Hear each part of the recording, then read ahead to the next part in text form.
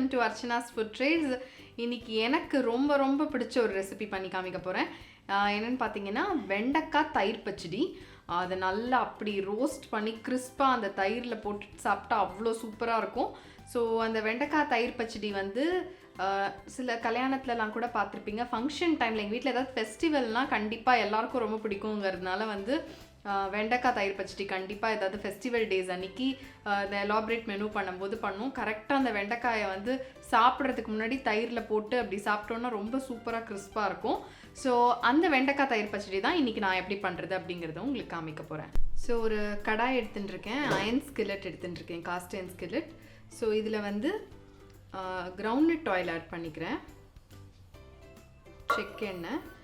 So இது ஒரு மொத்தமாக நான் ஒரு 2 டேபிள் ஸ்பூன் எடுத்திருக்கேன் எண்ணெய்.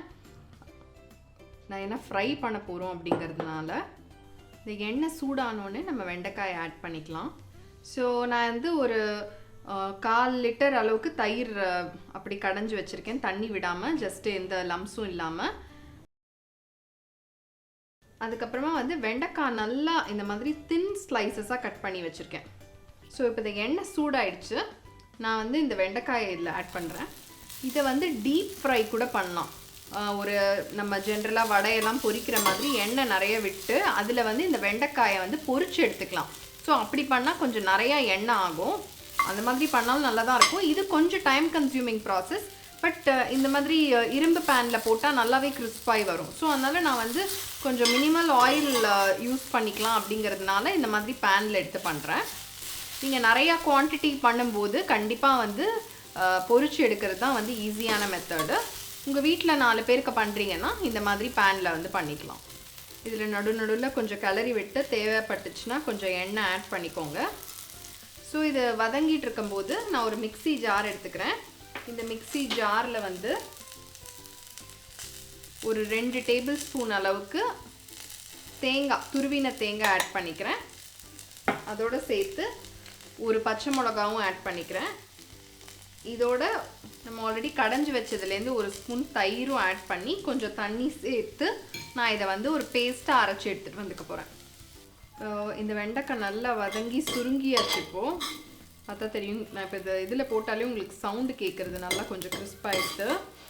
ஸோ இதில் வந்து நான் இப்போ உப்பு ஆட் பண்ணிக்கிறேன். வெண்டைக்காய்க்கு தேவையான அளவுக்கு உப்பு ஆட் பண்ணிக்கிறேன்.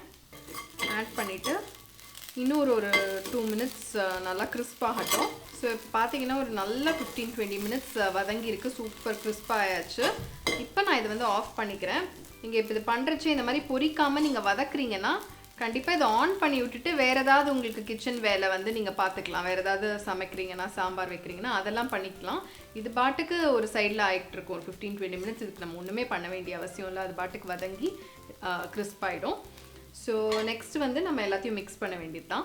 ஸோ நம்ம அரைச்சி வச்சுருக்கிற தேங்காய், பச்சை மிளகாவை வந்து நான் இதில் ஆட் பண்ணிக்கிறேன்.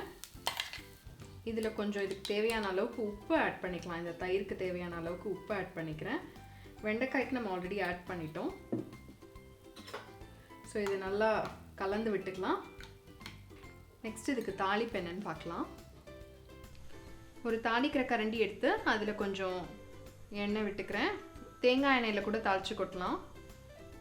எண்ணெய் சூடானோடனே அதில் ஒரு 1/2 டீஸ்பூன் அளவுக்கு கடுகு, அதுலேயே ஒரு 1/2 டீஸ்பூன் உளுத்தம் பருப்பு, கொஞ்சம் பெருங்காயம், இதுலேயே கொஞ்சம் கருவேப்பிலை ஆட் பண்ணிவிட்டு இந்த பருப்பு செவந்தோடனே அணைச்சிடலாம். ஸோ இப்போ நம்ம தாளித்ததை இந்த தயிரில் ஆட் பண்ணிடலாம்.